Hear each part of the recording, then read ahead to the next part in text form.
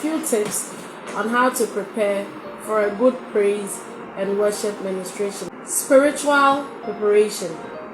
You cannot not prepare spiritually before you mount the podium, the altar, the pulpit. You take over. No. Spiritual preparation is the first and foremost thing if you are to lead praise and worship. So there's no joking with this. As a singer, as a chorister, spiritual preparation is number one, is essential.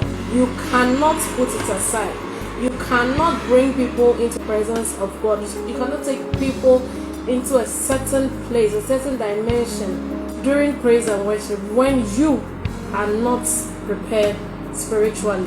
There is no joking when it comes to spiritual preparation. Now here, we are talking about prayer. We are talking about fasting. We are talking about personal worship.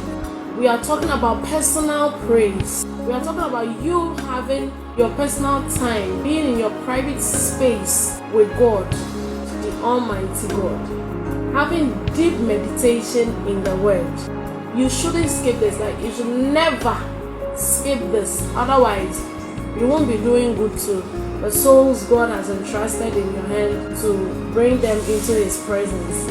You will not be doing justice to them. You fast, you pray, you put yourself in a space of worship, in a space of praise, have a one-on-one with your Father, have an encounter. And we should note that praise and worship is a spiritual warfare, whether you like it or not. So if you don't prepare spiritually on your own, because you're going to poke the devil, you're going to poke some way, somehow, something in the spiritual realm. If you are going into praise and worship, you need to engage well. Engage well. You cannot not prepare spiritually before you take the stage for praise and worship. Praise and worship comes with a lot. It's deeper than we think.